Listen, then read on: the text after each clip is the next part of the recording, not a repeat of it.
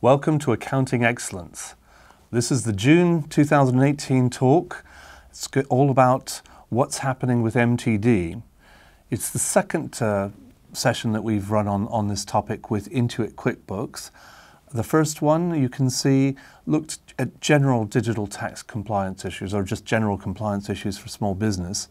But now, as we've moved into the final year, we're really digging into the detail of what you'll need to do. And to help us along the way for the next 30-40 minutes, I've got a great panel here. Rebecca Benneyworth, Mike Dunkley, and Alex Davis from QuickBooks Intuit. Anyway, I guess before we get into the back and forth and the general chat, can you tell us a little bit about yourselves and what your involvement is with MTD? Start with you, Rebecca. Hi, John. Yes, so I think most people watching will know me from the lecture circuit. So I'm a tax lecturer. I have my own practice not too far from here. Very small clients, a little collection of them. I'm interested, obviously, from their point of view. But my main interest is through some of the work I'm doing with HMRC. I'm chair of the Digital Advisory Group, and as such, I take part in some of the meetings that HMRC have on the development of MTD. And the DAG, what we try to do is support HMRC in understanding the needs of smaller businesses and their advisors. So I'm very, very involved. Great. Well, you'll be helping us with all the technical ins and outs for the session. Mike, what about you? Yeah, hi, I'm Mike. I'm the senior partner of Dunkley's Chartered Accountants. We're the Practice Excellence Medium Firm of the Year, and we're a platinum partner with QuickBooks. Yeah, I'm at the sharp end of trying to introduce MTD to our clients and trying to move it forward nice and smoothly. Thanks. And Alex. Hi John, great to be here. So I work within the business development team at Intuit, largely working with our larger firms, our top 100 firms. And at the moment, really, most of my conversations are around the discussions we're about to have in the next kind of 40 minutes or so. So just offering advice around change management programs within those larger firms. That's excellent. So this is great. We've got the kind of small, medium and large perspectives that will be really useful for this, because I think the MTD for VAT challenge will be something that poses different problems at different levels of the market, so it'd be great to explore that. Now, before we do, a few housekeeping issues. This is an interactive session. We'll go for about 30 minutes with the panel, just looking through covering off the main points you need to know. But it's also about the questions you've got for our panel. If you look at the text box, the Cover It Live section on the page where you're viewing the video, you can type in the box there any questions, and I'll be able to see what the conversation is on this iPad. So later on, we'll be making time to answer your questions. There'll also be a follow-up podcast, because we won't be able to cover everything here. So keep your eye out for that. You can listen to all the supplementaries. And if for any reason you have to stop viewing or it's delayed, it will be available on demand, and you'll get a link for that, so you can come back and refer to what you hear. And lastly, it's not just about the videos and the podcasts. Rebecca has written a digital tax handbook and compliance handbook for small firms. That's just giving you detail about MTD, but also some of the other tax issues that are likely to spring up over the course of a working year. And Intuit have published a toolkit, a marketing toolkit around MTD. So there's lots of resources to support what we're going to hear about today. But we want to know the nuts and bolts of MTD now. So there's been more announcements in May 2018, Rebecca.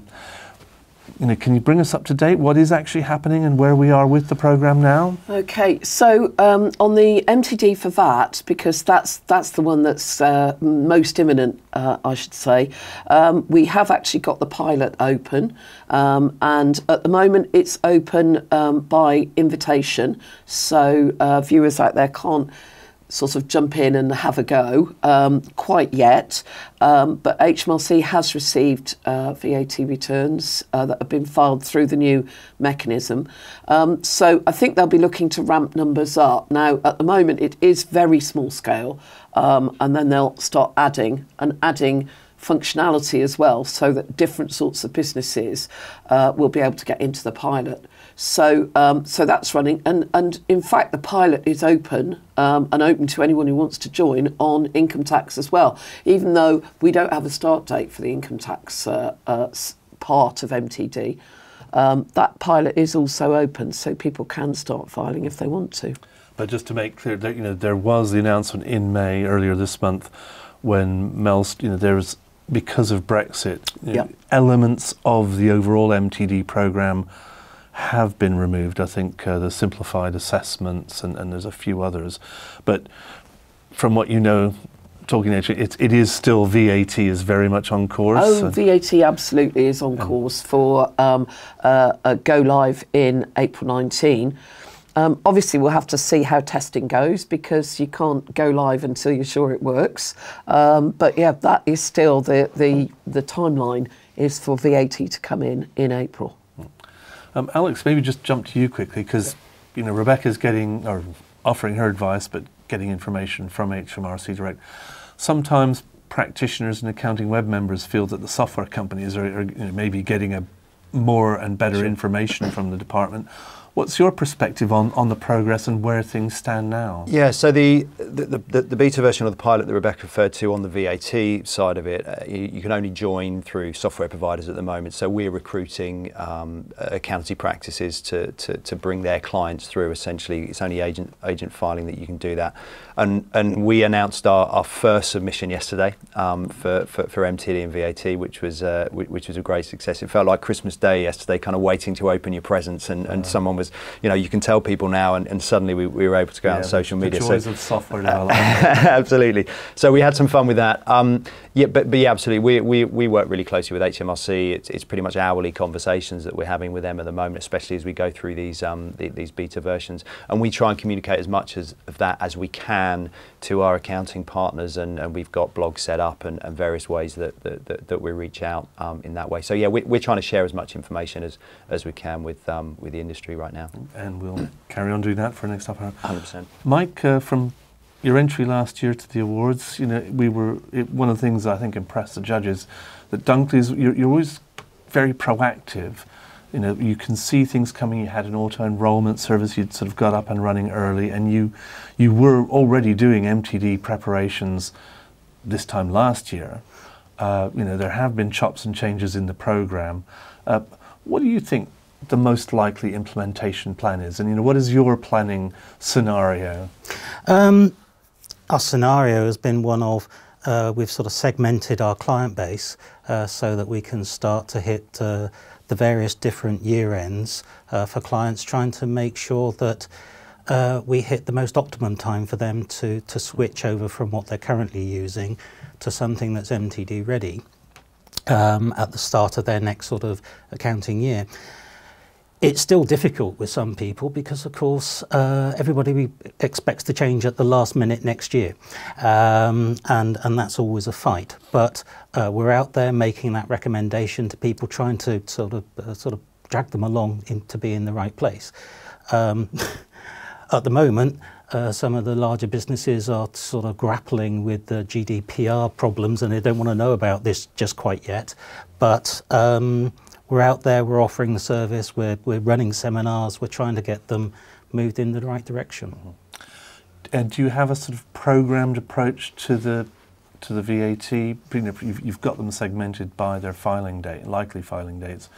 Do you have a sort of communication program? Will you give them a jab 6 months before their first, will there be any kind of programmed interventions? Absolutely. Yeah. No, I mean, it's one of those things that we're sort of first of all working off their year-end dates, and if having sort of gone through that process they haven't moved, then they are getting quarterly reminders that sort of next March is coming, and so that we can sort of stratify our work so that we're not sort of just trying to do everything next April and sort of catch everybody up at that point in time. Yeah. Okay, I mean, we heard news from the pilot there from you, Alex, but then I'll come back to you on this. But, where are things with the pilot? There were firms that went into the income tax pilot, which is, I guess, sort of it's still running but less relevant to us. So, where are you with? We've had a couple of filings from QuickBooks and other sources for VAT. How about you, Rebecca? I'm keen, and I've actually had my invite from QuickBooks to take part in the pilot. But what HMRC are doing with this beta is they're taking a very, very small subset of VAT registered businesses, and at the moment the functionality is not there for businesses that pay their VAT by direct debit, and all of my clients pay their VAT by direct debit because I've made them sign up to it. So I'll be waiting. I would think within a couple of months my clients will be able to join in, and I'm very, very keen to get those that are affected. And indeed, to be honest, John, most of my clients who are VAT registered, whether they're above the threshold or not, I'd rather just move them all over. I'm not going to be messing about doing a bit of this and a bit of that. But obviously, my firm's quite small and I can afford to do that. Whereas other larger firms who've got lots of clients who are VAT registered but below that VAT limit of 85,000, they may well decide they're only going to put in the ones who have to. Have you dabbled or been invited to join the pilot? No, I haven't been invited just yet. Okay, Thank well, you. I'm sure. Invitations in the post. Yeah. but you know, what will your attitude be to maybe taking a few test runs? I think it's going to be something that once we sort of hit the autumn, we'd be very interested in doing that sort of thing and trying to move things forward so that we are ready. We'll pick out a few favourite clients that we can. That are willing to work with us on this sort of stuff and sort of like try and move it forward. I again sort of take the same sort of attitude. A lot of the movement that we're having to MTD ready software is a matter of, well, a lot of clients should just be going there anyway for other commercial reasons. The MTD comes along as another big stick to be able to help the clients over the line with. So we're really encouraging all businesses to be using the right software. And Alex, you said you've got the one guinea pig has got one through. I guess that's a fairly small firm. Are you courting or working with some of those larger practices you know well, or what their stance is going to be? Absolutely. I mean, as Rebecca said, quite rightly, HMRC have been very prescriptive in the first wave in terms of must be very simple in terms of the affairs and the VAT situation that they're in at the moment. Our intention is as soon as HMRC start to open it up, we will open it up. We've got a fairly big queue of, as you can imagine, accounting partners wanting to be part of the beta, but it often comes down to their client group and who they're working with, and they have complex VAT arrangements. They just haven't been included in that first wave. But we're really keen to work with our accounting partners to make sure that they've got a front row seat when it comes to what's happening and what's going on, because a number of them, like Mike and Rebecca, are innovative firms, and they actually want to get involved as early as they can because they know it's coming. Okay, well, we all know it's coming. It's April next year, so is when it cracks into force effectively. But Rebecca, maybe we should just come back a step and can you remind us on that chapter of your digital handbook, which companies will actually be required and mandated to file via the MTD system, and what might happen to the ones who don't have to? How will the system work next April? Yeah. So the mandation will be on any VAT registered business which has turnover in excess of the VAT threshold. The VAT threshold's been frozen for 2 years at 85,000, so we know what that will be. And so if you're VAT registered and over the threshold, then you're into mandation. One thing that's worth just pulling out is that lots of people with limited companies and also some charities have sort of turned off MTD because they weren't due to do MTD for income tax.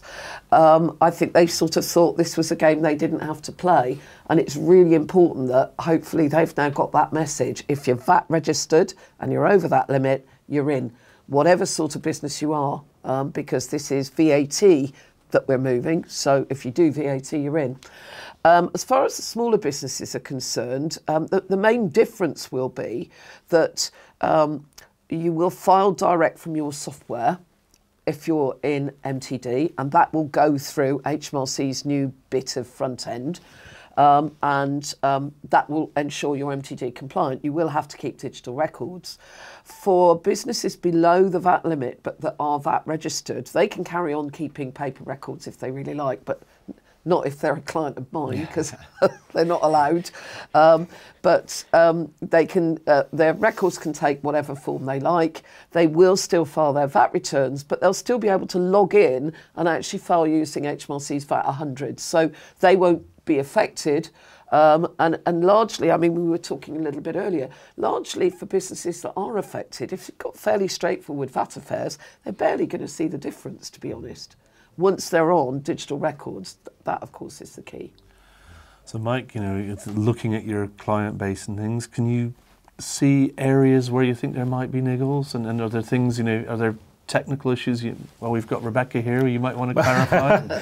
Well, no, I think, for the VAT MTD, you know, the point is that yes, if you're using the QuickBooks software or most of the other sort of softwares that will be out there, it will be, and you're filing your VAT returns from that already, it's going to be very much the same. We've already gone through and transferred where we might have a year and a half ago been working off of spreadsheets for any internal stuff that we did and helped clients. That's all moved over onto the softwares now. And so I think it's the only niggles that I see coming along are, what comes out of the beta test and that sort of thing. The larger things are going to be where we've got to go out and help clients who have yet to make the transition and get them across. And it's not so much the software, it's the people side of things where I see the problems coming along. Yeah. Okay, I mean I'll jump ahead slightly, but we've mentioned HMRC's magic system, and there is a little bit of a gap between the paper records and possibly the spreadsheet accounts, because I think, again, with your clients, or maybe Alex, if you've seen this amongst larger companies, I think they're the worst culprits, because if you're trying to consolidate a group VAT return, that's probably not something QuickBooks Online is naturally set up to do. So there's going to be people doing that in the larger firms. Do any of you have sight? How are some of the firms you're talking to looking to solve this? So I think as we roll through the beta testing, as it's slightly more complicated in terms of the VAT arrangements, these things will surface, and that will be the kinds of things that are coming out that will be the real challenges. I think inevitably there's going to have to be other records being kept in other formats. Dare I mention spreadsheets, but there will be those kinds of offline things that will bridge that gap for now. The ideal state for QuickBooks and all of the software providers, I'm sure, is to be able to account for absolutely everything within software and file from there. But I think inevitably there will be, certainly when you're looking at partial exemption or margin schemes and quirkier kind of sector schemes, there'll be a need for some manual calculation in the background. So they're the kind of things that we, once the kind of first wave of the beta test and the simplified and the gateways test and the pipes are tested, as our product development team call them, and the APIs are working, then we'll get on to those more kind of complicated situations. But I think inevitably there will be a slightly clunky arrangement in the meantime. I mean, the sort of thing that I've been thinking about with sort of some groups, and if we've got a group of companies that are group registered and they're all on QuickBooks, then it's setting up the consolidation company. On a QuickBooks, and dragging the data into the one consolidated company that is then sending in the VAT return, and sort of getting that sort of right, sort of playing around with that during the beta testing. Yeah, absolutely. And we're speaking to firms all the time about these issues and what the best solution looks like. So it's absolutely it's that kind of thought process and intervention from our partners that will help us build those solutions. 100%. But there's no firm product spec for this magic the pipe that connects the spreadsheet to the online filing mechanism. You don't see that Not me personally. Our product team will be working on it, no doubt. And there's been talk around kind of digital linkage and these kinds of situations where,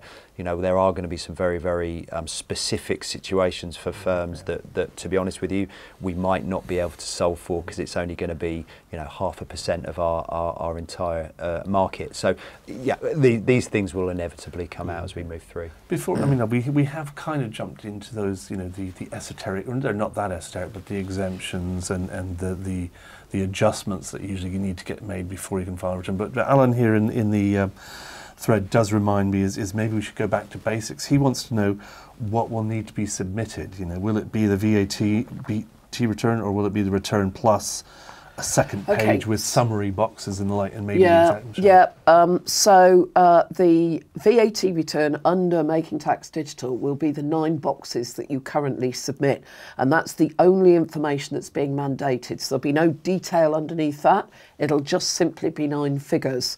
There will be the option for businesses to submit a little bit more information, probably a breakdown of the supplies they've made into the various VAT rates, but essentially, which is why I said it's not that different to what you're doing now, because it is the 9 boxes. One of HMRC's key bits that they emphasise, it's in the regs and is going to be in the VAT notice when it comes out, is that it must be end-to-end digital. Now, what they mean by that is it's fine, as we've been talking, to have to take data from some software and then push it through a spreadsheet, because if your VAT affairs are extremely complicated, you probably will still have to do that. But what HMRC are saying is that is not to be rekeyed. It's got to be electronically transferred and then submitted either from the spreadsheet, or the spreadsheet feeds it back into a product that will actually submit the return. So end-to-end digital is really the term that's used. Although David is saying why, you know, we're still, you know, there's a very serious demand for that missing link, and you know, I think David's looking to HMRC to come up with a solution. If we, you know, we're not sure, the software vendors aren't really able to deliver yet either. I mean, one of the discussions that I had with some of the team early on when VAT suddenly came up on the rails last June was to say, go and visit some really large companies and see how they do their VAT. And it was at that point that suddenly the spreadsheet word got used, and HMRC realised that they would have to allow data to pass through spreadsheets in order to do VAT returns. I mean, somebody was telling me they've got sort of about 23 linked spreadsheets to do their group VAT return. And when you've got partial exemption, capital goods scheme adjustments and all those sorts of things, you're going to have that. But what there will be, and commercial providers are already into it, is there will be a little sort of spreadsheet widget thing. HMRC call it bridging software, and you'll just be able to bolt that on the end of your spreadsheet and then submit using that. And one thing HMRC are clear about is they're not going to write software because that isn't what they do. And let's say, you know, it's not been brilliant in the past, and they have to be very careful not to compete with people like Alex's firm, who spend an awful lot of money developing products. So I don't think people should be looking to HMRC because they're not going to do it. But I think that, for me, the important thing is that there is a range of products at a range of prices. I don't want to be held to ransom to do this. So provided there's a range of products at a range of prices, we're early doors. A lot of companies aren't up there and ready. And, you know, as the next few months progress, we'll start to see a few more coming forward, including this bridging software, because that's been tested on the income tax side. So I've absolutely no doubt there'll be various products available. Okay. Again, just it's important to, before we leave this, with technicalities behind, we had one more quick query from Stacey, who's just wants clarification about what the turnover calculation will be, requirement will be based on the VAT thresholds. If there's 2 separate sources of income, say 40,000 VAT and 50,000, 40,000 from a trade and 50 from from a rental income, well, it's good rental income, but if that composite income, would that put them over the threshold? I don't think it will. I'm just trying to dredge up what the legislation might have said, and I can't quite remember. But with the VAT registration threshold, you only have to register, you are only required to register if your taxable supplies exceed £85,000. Now, my recollection is that that's the route we're going down. So if you've got 40,000 taxable and 50,000 exempt, you are not required to be registered. You're voluntarily registered, and you therefore won't have to go into MTD. Okay, that's a good one for you, Stacey. But I mean, these are accountants who are actively seeking out information on MTD. We had a question earlier that you know, how well do you think clients are prepared? You know, Mike, you've spent more than a year educating your clients, but do you think the message got through? No, it doesn't. It's like I say, a lot of people are looking the other way at the moment at GDPR. They're running their business. It's like people standing on a train track, and just down from them is a bend. They know a train is coming because they can feel the train tracks vibrating from the train coming. They're not going to do anything about it till it comes around the corner and they can see it.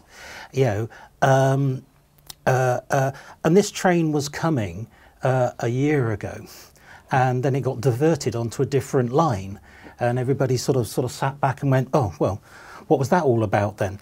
Until we get to February next year, there's going to be a massive chunk of clients that are going to say, I'm not doing anything till I can see the train. Mm-hmm. And that's going to be February, March next year. That doesn't mean that we're not going to try and drag them to where they need to be, because we can't do everything in April and May next year. At least we will have tried, at least we'll be working with them, etc. But there's still going to be a significant number of clients that just... we're all going to be working really, really hard on trying to catch up with next year. Yeah. Well, Alex, I mean, we've been working together with Rebecca for well more than a year on banging the drum at AccountingWEB, but you know, there is dare I say, a little bit of an information vacuum here. But what do you think? You know, is it down to the developers to really and accountants to deliver the education? You know, just taking a step back and picking up on those points, we've just run some research with our accounting partners, and the prediction from them is 75% of their client base know nothing about MTD and not aware of it, which is alarming. The second interesting point was by far the biggest concern that they have is client behaviour, in terms of trying to get their clients into the right behaviour, you know, working with the software and the transactions. So that absolutely resonates with what we're hearing. In terms of responsibility, you know, we're being asked a lot by our partners to say, give us the client communication, you know, help us do this. And the best practice I see is the firms that take it upon not just the marketing team, not just the business development team, but absolutely every member of the team to, at every touch point with their clients, is to remind them on that. So it's on email footers. It goes, you know, there's something that goes out with every letter, every email. It's on any communication. There's some reference to MTD and what's happening, even to the extent of we're now seeing separate records created in customer databases to say, you know, have you spoken to your client about MTD? And if that is not ticked, then it's brought out at, you know, personnel review time, and it's so there's a real need to communicate that. We're supplying our partners with content and things they can share, and as I said, email communications, the toolkit that you talked about earlier has a range of emails that can be sent out to clients that allow them to be honest, quite prescriptive, like Rebecca is being, to say, look, you're on the bus or you're off the bus. You know, it's got to that point now. So, it is our responsibility, and we take it seriously, and we're doing a lot around it, because I haven't seen a huge amount from other parties on it. So, Rebecca, I mean, do you think HMRC will step up to the plate soon and begin to... Without doubt. There has been a draft VAT notice done, and that came out on a small sort of private consultation to the accounting bodies and people like that. I think it's very good, but I gather from a meeting last week that that there's been quite a good response to the consultation, but it means they're having to think carefully about which of those comments they include. Certainly HMRC are working quite hard on version 2, if you like. That will certainly shed a lot of light on what people need to do and what they need to think about. I mean, I think one of the interesting things for me, John, is that I spoke last week on a session, funnily enough, in Bristol, ICAEW Members in Business in Bristol. And I talked a little bit about this because I'm trying to sort of give it airtime whenever I can. I was fascinated that a chap from a sizable company, their software is bespoke. And actually, a lot of bigger companies will have bespoke software. And he said, at the moment, I have to do the VAT return manually because the software doesn't do VAT, which I was highly puzzled by. You know, if it's accounting software and it doesn't do the VAT, then what use is it, sort of thing. But, you know, these are the guys. He said, you know, we may have to switch software. And I suggested he goes back to his software provider initially to find out whether they're even aware that there is MTD, because it's a foreign software provider, so they may not be aware of it. So my worry is not my little clients, because actually I take a slightly different view from you guys. With my little clients, they don't need to know. They're just going to do their VAT returns, and it's a different back end, but they're not technical enough to worry about that. So they'll just plod along, and so long as they use the software, I'm happy. But go up the food chain a bit to bigger companies who've got bespoke software, and crikey, you know, they need to be having some pretty serious conversations now.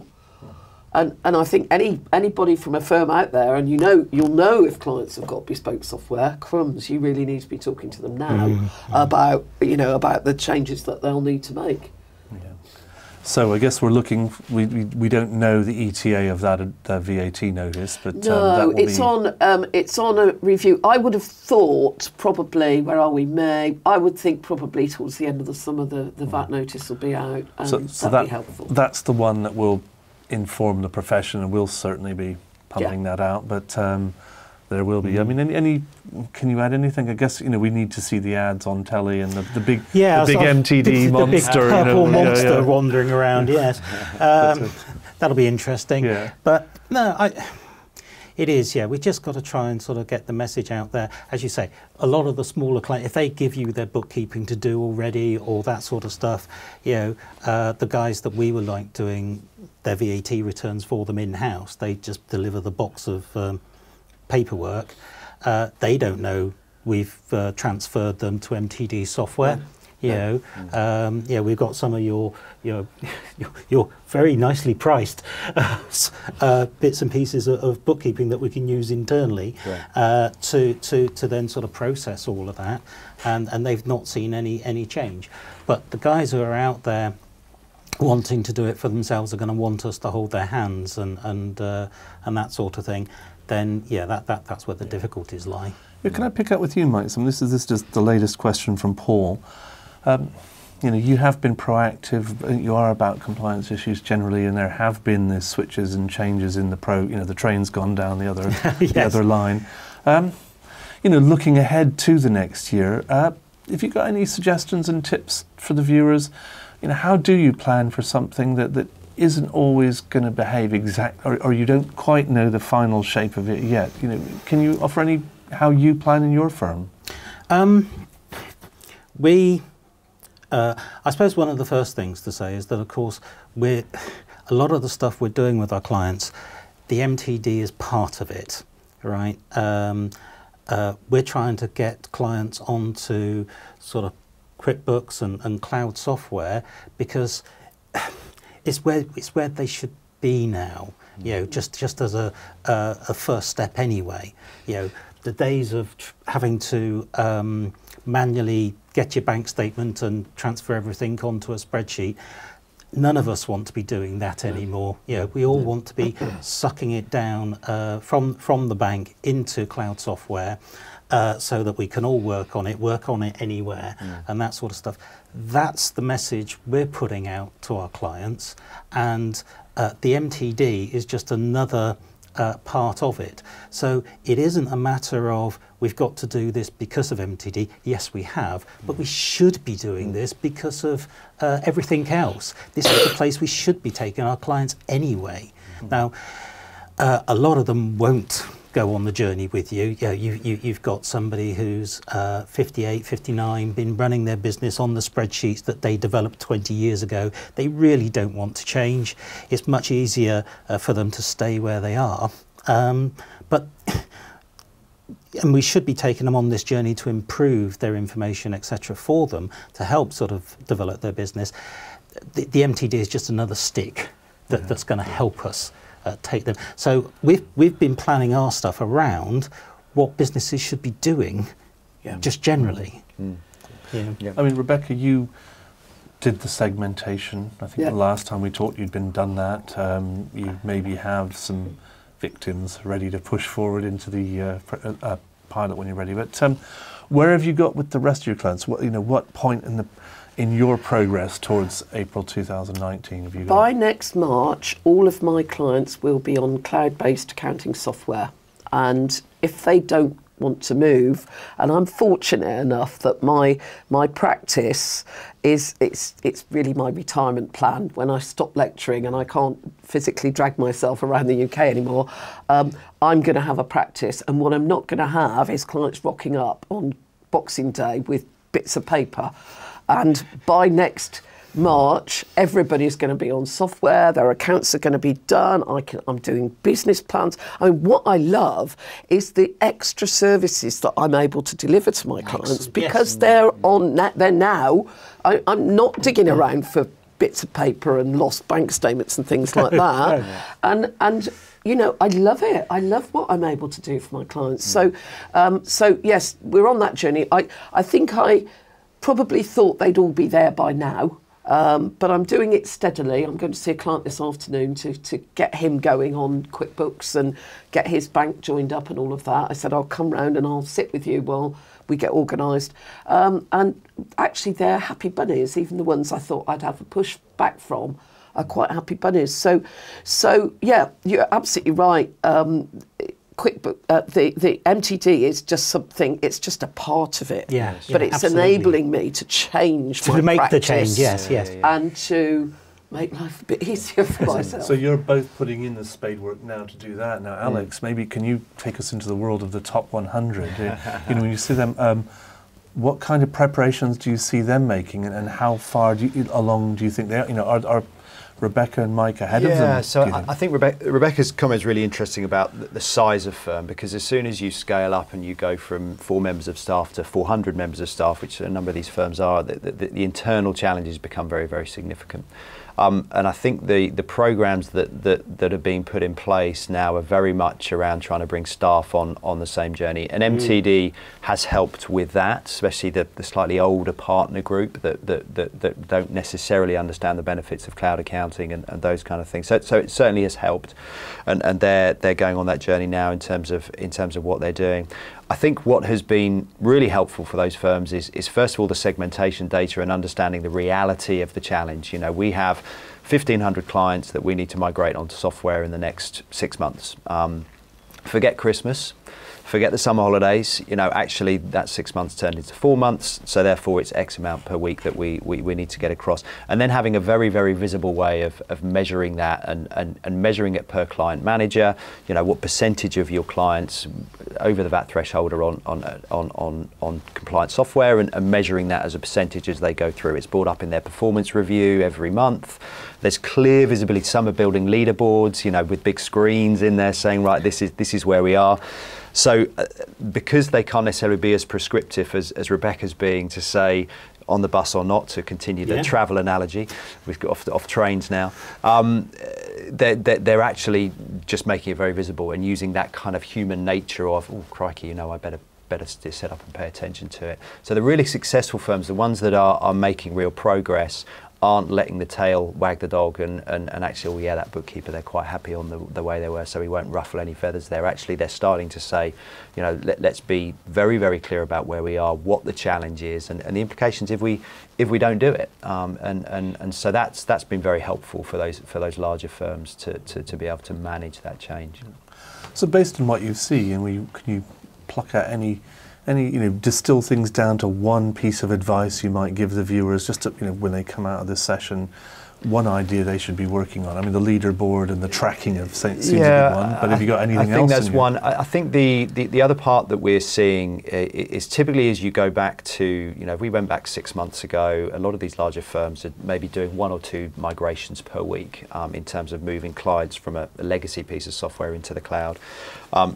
In MTD world, that's going to go up to 20, 30, 40, 50 a week. So they can't hang on to this one-to-one hand-holding. I'll go out and do your training for you in the morning and we'll go through it. And then if you want to call me, we can run. That just one-to-one relationship doesn't work anymore. So the number one conversation I'm having with all firms really at the moment is how do you onboard at scale, and how do you move that from being a one-to-one to a one-to-many into a lighter touch model to make sure that you can do that. And they're leaning on us as a software community heavily to do that, to do client training, to give them the documentation, the video clips, all of these kinds of things that will move them up from that one-to-one to the one-to-many relationship. So that would be the fundamental piece of advice, is move away from that mindset of we have to do the software training, everything in the traditional way.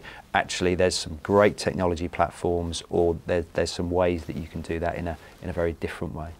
Mike, are you making any progress towards scaling up your onboarding process with clients? I mean, we've been having seminars and having groups of 10, 12 people sort of come in and taking them through the various sort of bits and pieces. It is still a matter of getting away from the one-to-one type thing. You need a sophisticated client base for that, because again, you've got lots of clients whereby even if you've got a company that's now 5 million turnover, the finance director is the wife who never actually applied for the job in the first place, and we are taking her on this journey, and she's been struggling with the spreadsheets, and now we're introducing a sophisticated piece of software to her. So one of our colleagues was going to produce a sort of QuickBooks for Dummies for us that we can sort of send out, so that we can have an hour or two's presentation. They've got something to take away, but we're still going to have to do a lot of sort of hand-holding for clients on this earlier, rather than when the accounts are being done later in the year.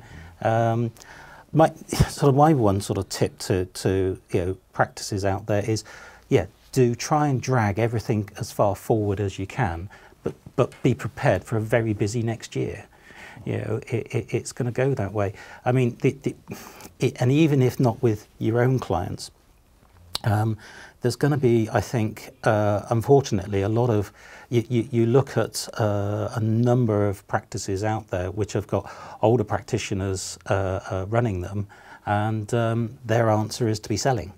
And there's going to be, and unless they've sold early, there's going to be a lot of clients out there dangling in the wind who aren't prepared at all, and that's a fear I've got for a lot of people. Yeah. Get ready or get out. I guess it's a realistic view of the world. So Rebecca, it looks like it's down to you, the final tip. Yeah, my end of the spectrum, of course, is the teeny tinies, and it is get them on software. I mean, mine. I felt a little bit self-satisfied when you were talking, because none of mine have ever been on spreadsheets, because they're not good enough. So they've got exercise books and bits of paper, but that makes the transition. They actually are finding it easier, because they've got a nice little thing they can look at and they understand it. So for my end of the spectrum, it is get them onto some cloud-based software, and you won't know yourself. No. Okay, that's it. We're run. There was a burst of 14 questions happened all at once. I wasn't able, and there's 4 new ones. So I may not be able to keep up with all of them. A lot of them will pick up, I think, in the podcast because it was to do with dealing with the partial exemptions and other schemes. So we will return to that in the podcast. I don't think there's time here. There's also one, just to nail this, one of our listeners or viewers is very keen. He was worried that if you had that mixed income model of maybe the exempt property income and other trading income, is he going to be? Are people going to be required to have 2 software licenses to account for these businesses and file MTD with the one and not the other?